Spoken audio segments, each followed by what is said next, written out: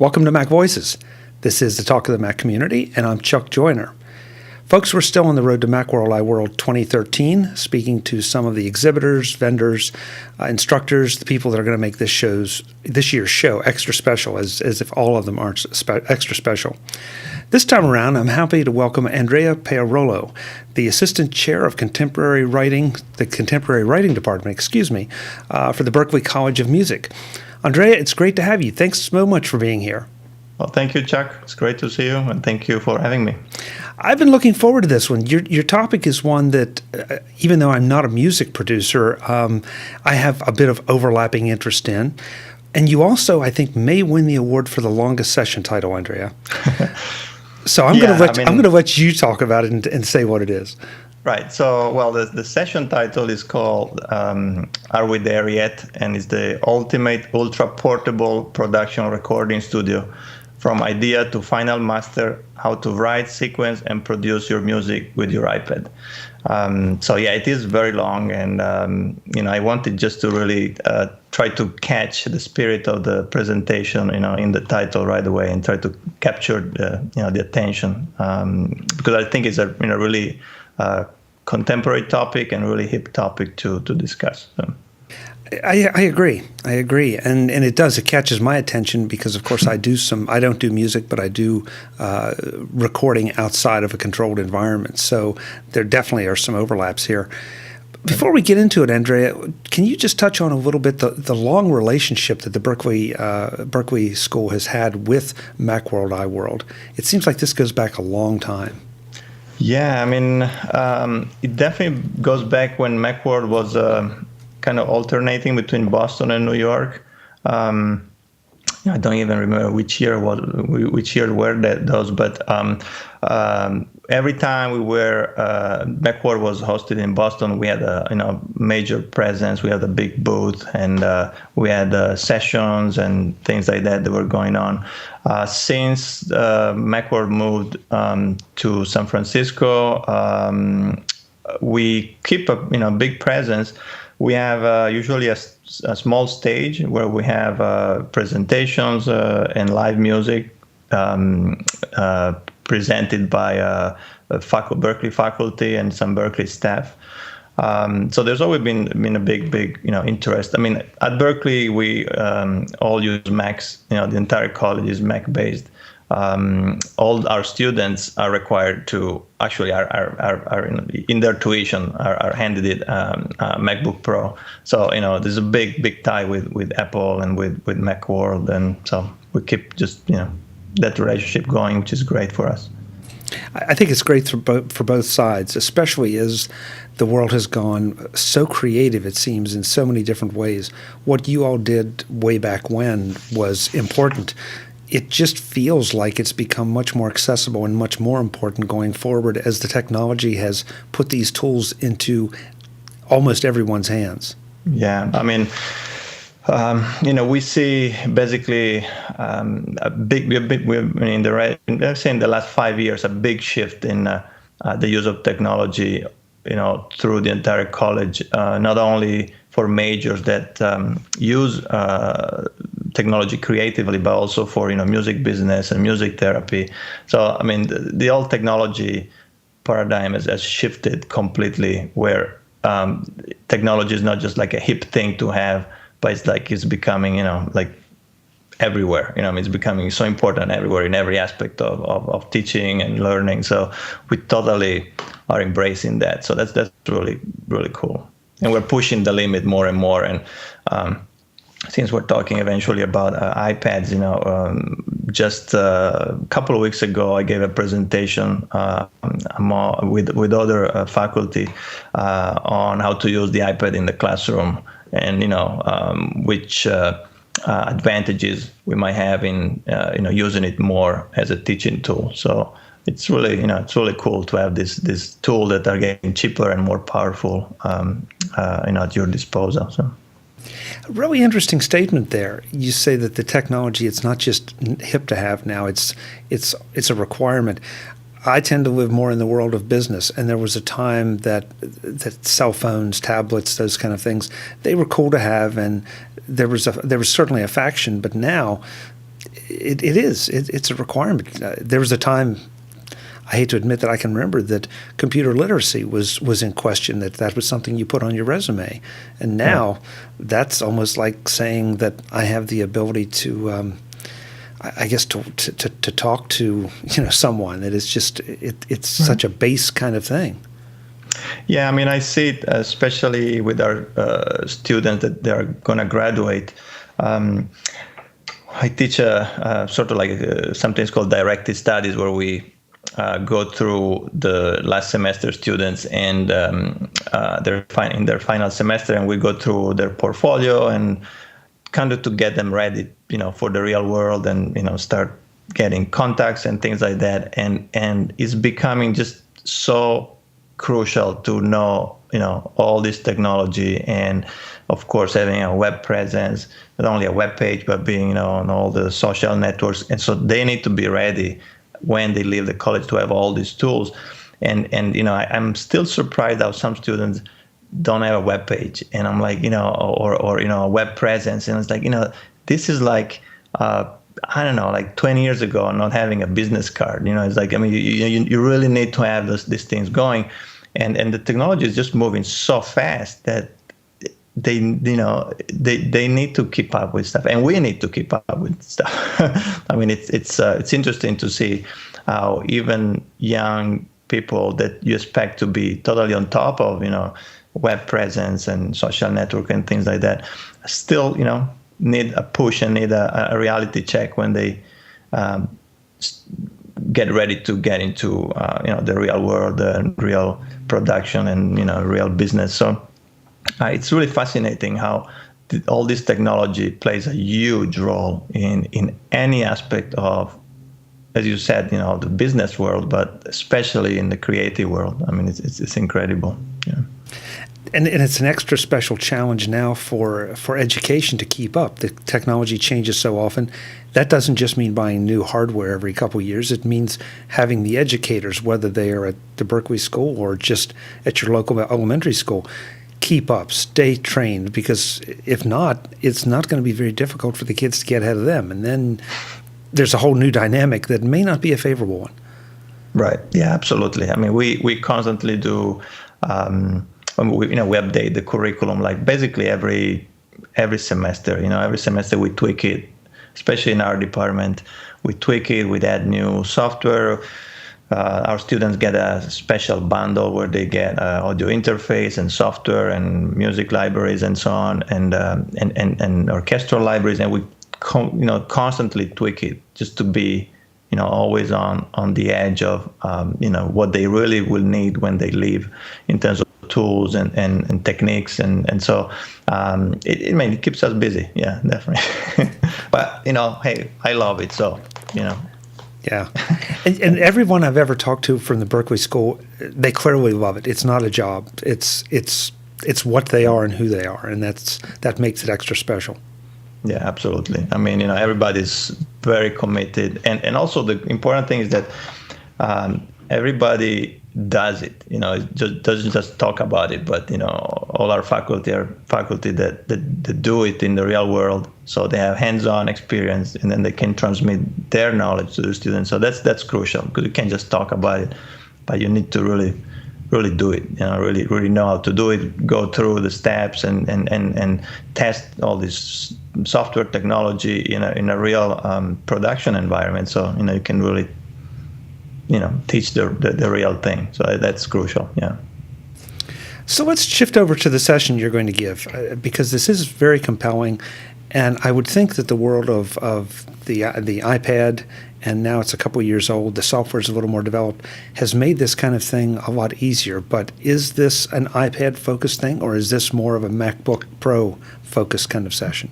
No, this is totally iPad focused. So I really wanted to show, and as the session says, are we there yet? If it's possible, really to produce an entire song or album just with the iPad, from beginning, meaning sketching out an idea, working with in this case, I was working with a singer-songwriter that I was producing, and see how the collaboration goes, and then sketching out ideas, sequence the music, record some real instruments, mix it, master it, and just have one song ready to go, all done on the iPad. So that was the goal. And I was lucky that I was producing this, this great Berklee alumni, actually a singer and songwriter that writes some kind of very interesting songs. And to me the appeal of just doing everything in a small box, and sort of like leaving the environment of big computers and big libraries and big gears, and just say, let's focus on the music. I have these tools. Let's just get the best out of it. To me, it was very appealing. I really like the concept of, well, first of all, portability. I travel, a good deal for Berklee interviews and for productions and for other things, for master classes, and to me, the appeal of having something that's small and portable, where you can do most of the production, most of the writing, it's really, really high. I go back to the first power books that Apple made, and I had that, and that with that time with Cubase, and then with Digital Performer and a small MIDI keyboard, and that was it. I was just doing it on a plane or on a train, and so that was very, very appealing. And when the iPad came out, I was like, wow, this can really be a big turning point for music writer and producer, because it's that's it. You can have that, and in fact, you don't even need a keyboard for most of the things that you do. You can just use the keyboard on the iPad. There are some limitations, that we can discuss later. So that's why the title, "Are We There Yet?" It's kind of indicative. We are close, I think, but not 100%. So if you expect to, this is kind of like a spoiler for the end of the presentation. But if you expect to have the same power and especially the same workflow that you have on a regular DAW, using your PowerBook, well, that's not the case.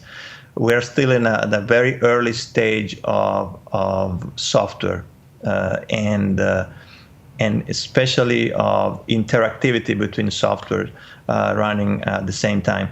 So there are some limitations, but we're very close. I think in a couple of updates of the iOS, I think we will be ready.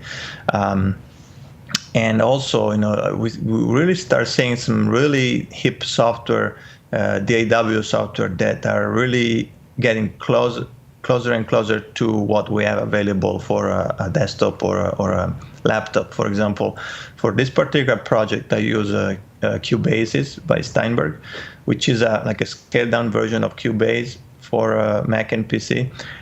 And this is really one of the best DAW for iPad. I would say the best DAW for iPad so far. It really gets very close to the one on the desktop. It looks and feels the same. If you are familiar with Cubase, it's exactly the same, icons, same buttons, same mixing board, and this is a version 1.0. So I really expect this to take off, and I would be really surprised if Avid doesn't come up with some Pro Tools version for iPad, because this is the future really. There are some really big advantages of when you sequence and write with a touch screen. There's some really great editing advantages when you edit audio, for example, when you edit automation, when you edit parameters of a plugin, and I can just see this expanding and being really, really the standard in a few years. Yeah.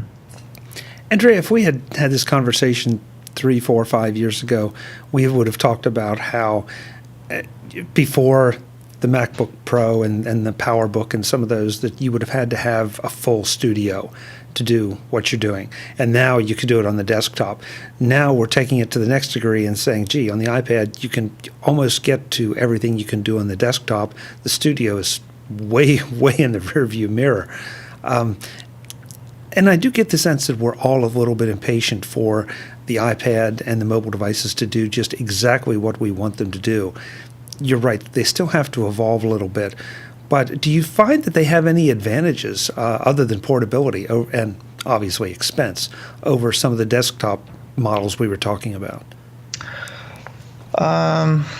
It's a very good question. I think that a couple of features have a definitely big impact on how you write and how you produce music. The touch, having the touch over your music, I think is great for most of the things you do on a sequencer. As I said, editing audio is great. Copy and pasting regions. I mean, makes it really almost like you are touching your music, and to me, gives a much more direct feeling about your music. Instead of like seeing something on your screen and using your mouse, you feel kind of detached. This, I was really surprised that using the iPad gives you sort of like the same experience that you have when you browse a web page or you watch a movie or you read an article. You seem much more in touch with the content, and so I think that's great. And mixing, for example, doing automation with the faders, I think is much better than doing it with the mouse. I know that I'm sort of like in between that old school. If you don't have your hands on a real fader, that's not mixing. And so I'm in that middle generation that still use the mixer for a while, but then transition to mixing in the box with the mouse. And these days, I mean, I do most of the mixing with the mouse, and having it on the iPad and kind of moving the faders and the knobs and the parameters of a plugin with your hands, I think it's great. And it gives you the right balance between using the mouse versus using a real fader. Eventually, I think if they come up with a system, and I know that there are solutions already, but affordable system to get a feedback from the screen, so you can kind of feel that you're moving a mouse or moving a button, that's going to be amazing, So to me, that's a big advantage, being more involved with the music. And also I have to say that having something that is small and just closer to you, without a lot of other gears and troubleshooting to do, can speed up the process sometimes. If everything runs smoothly, I'm a big believer that if you want to start writing a new piece of music, having some limitations is a good thing. It kind of like makes you more focused on what you're doing. And I found that this system gives you that. As I mentioned before, it gives you a lot of limitations. So, in a good or a bad way, but it's good in a way. You can really focus, and these are the tools you have. See what you can come up with. So I like that. I would say that eventually, of course, in terms of power and in terms of options, doing everything on the iPad at the moment, it's very restrictive, but it has its advantages. So also I would say portability, as you said, it's a big thing, but also in terms of like taking your iPad, go to a musician's house, record your guitars, come back, go to the singers and record the vocals. I mean, it's really super portable at this point. I mean, we're not talking about, a laptop and big gears. I mean, it's just like really, let me see if I can show you here, but I'm using, for the iPad, I'm using the, is it the Alesis IO dock? and so basically it's the same space of of an iPad. It's a little bit thicker, but it has mic pre's, it has MIDI in and out, and it's super portable. Gives you power, so it powers the iPad, so you don't run on batteries all the time. It's great. Oh, sorry. It's a great piece of gear, and it's really excellent. So these to me are the big advantages. Showing the hardware, I mean, we're talking a lot about hardware and hardware replacement. Let's shift to the other end of the spectrum, and the part of the spectrum that most of us who don't compose music, and I mean from the ground up, are familiar with. Are there any tools or unique aspects of the iPad that make the whole process of going from scratch to having something that you're ready to think about performing and recording? Anything that facilitates in a particular way? In terms of software, you mean? I don't care. In terms of software, approachability, because again, I don't know the process. I'm not a musician, so I wouldn't know how to start writing a song. Yeah, I would say that it's a great tool to sketch out things because you can have it always with you. And as I said, I can take my iPad Mini and I can sketch out a song without problems. I mean, any ideas I have, I can just record it right here. I mean, I can sequence it. I can use the keyboard on my DAW, like Cubase's, or the drum pads, and I'm ready to go. I mean, and the beauty of this to me is also that I can share it right away. I can share it on SoundCloud, directly from the program, or on Dropbox, and that's really appealing. So I can, put down an idea. Put it on SoundCloud, and then send an email to the singer and say, "Hey, what do you think about this?" And 10 minutes later, she checks it out. She puts down a track. She emails me the track. I can put it in on my session. I mean, that's really, really appealing. We live in a world that, again, long distance collaboration is the norm now. I'm constantly involved with international collaboration where a year ago, a couple of years ago, I did this arrangement where I recorded the tracks here. I sent them to the producer in Beirut. He added some vocal tracks there. Sent me the vocal track. I add a few more things. Then I sent it back, and he mixed it there. And I constantly work like this. So being able to do it on the road. If you have a LTE connection, you can basically just do it anywhere you are. Which is excellent. To me, that's like really, really cool.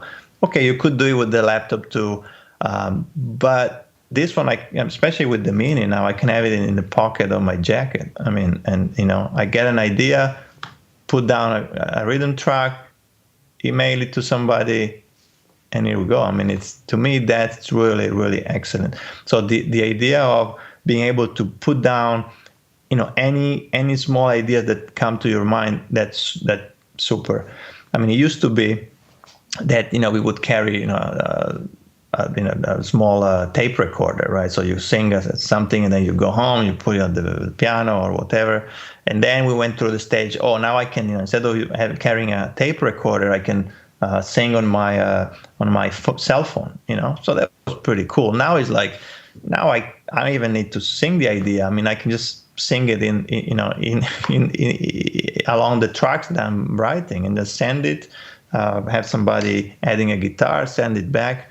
I'm sure we're heading towards that world where we will be constantly connected to a network of musicians where, if you need a track, you just send a message, send the track, boom, get the track back, and you're ready to go. So in a way, it's a little bit sad that you don't have that connection in the studio anymore. But on the other hand, you open up your connections to the entire world, which is super.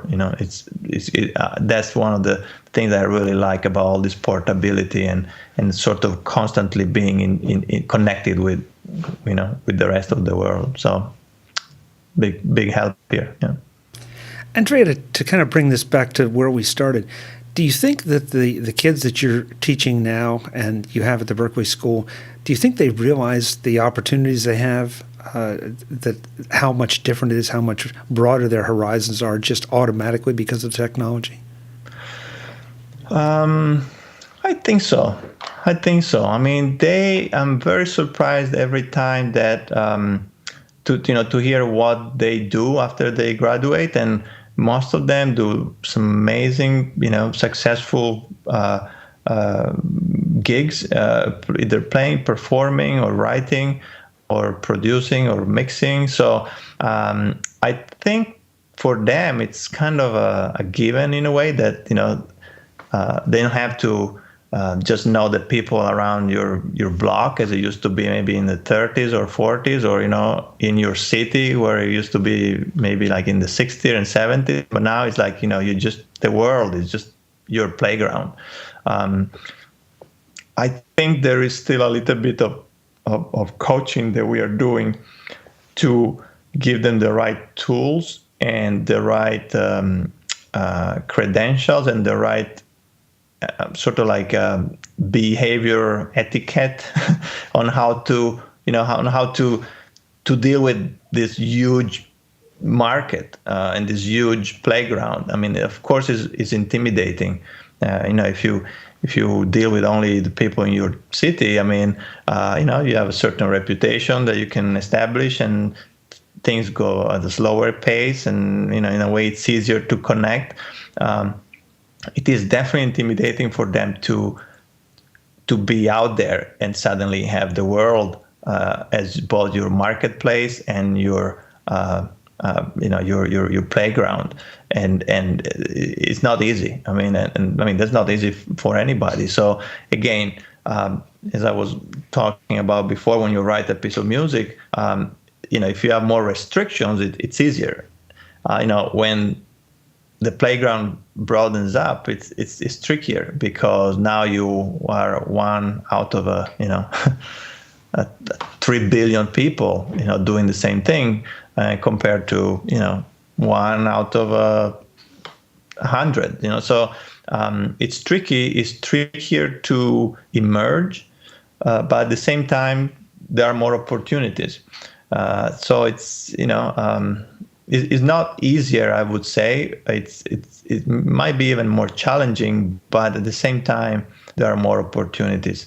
So it kind of balances out, and we really try to make them aware of the possibility of the opportunities that that are out there, and see and give them the tools to catch them.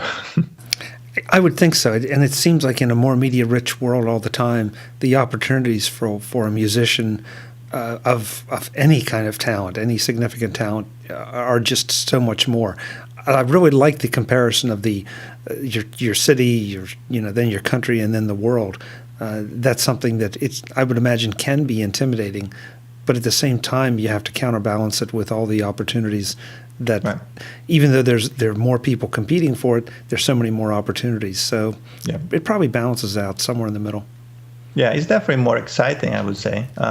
And it gives you also the freedom to not necessarily to be in a specific place anymore. It used to be, and it's still true for certain type of playing and writing, but you have to be in Nashville, you have to be in New York, you have to be in LA. Nowadays it's much wider, and you can pretty much be where you want, especially for more of an independent market and independent style of music. And you can be anywhere. I mean, that's really the fascinating thing, and you can be in touch with great musicians and just exchange ideas and exchange performances and tracks, and it's really, really great. So Andrea, when is the session at Macworld iWorld? So my session is on Friday, February 1st at 4 p.m. And I don't remember the number of the session, but I can probably put it in the show notes. I'll give it to you later. It's just a number that I can't remember, but yeah. Right. Well, on Friday at 4 o'clock. There are a lot of sessions at every time slot, but still, just look for the one that has the longest title, right? Yeah. Yeah, I was just trying to see if I can find it, but I can't find it now. Yeah. I'll send it to you. Yeah. Okay, sounds good. Well, it sounds like a fascinating session. I think a lot of people, especially the ones that are interested in music and interested in taking advantage of some of these opportunities, are going to find absolutely right on target. It's so timely as the iPad becomes more powerful, the software becomes more refined. People want to take advantage of these opportunities, whether they're a professional musician or not. Yeah, absolutely. And to me, it's like, having the iPad, especially, always with you, and the sound quality that you can get out of this software synthesizer that are available for the iPad now, they're absolutely stunning. Using something like the Korg iPoly 6 or the Korg IMS-20, they're like, vintage synthesizer. These software sound amazing, sound really, really good. And they're like, $14-15 each. I was really amazed about the quality that you can get out of these things, and maybe I'll send you a little bit of a preview of the track I'm working on. So if you want to share a little bit with with your listeners, that that would be totally cool. So they can see some of the things that we'll show at the sessions.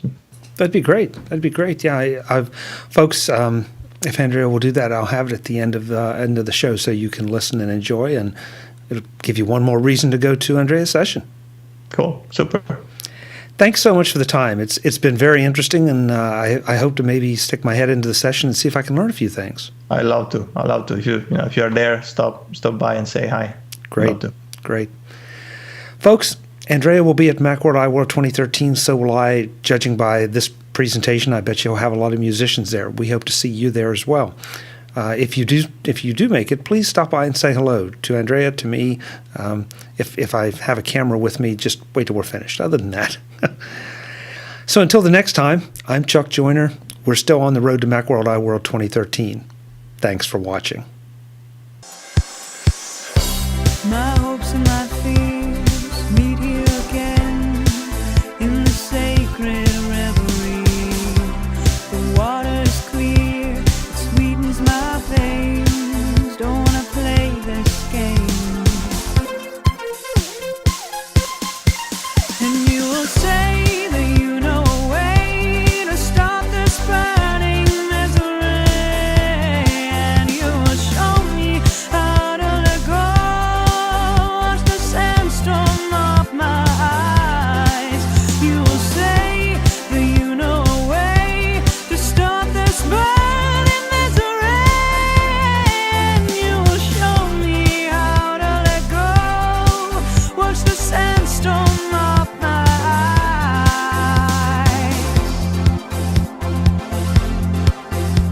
I try,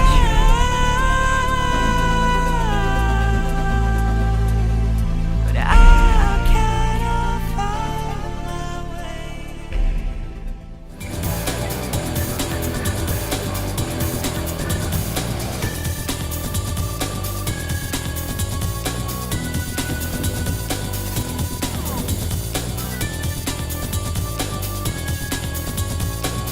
MacVoicesTV is part of the MacVoices Group at MacVoicesGroup.com. Advertising handled by Backbeat Media at BackbeatMedia.com.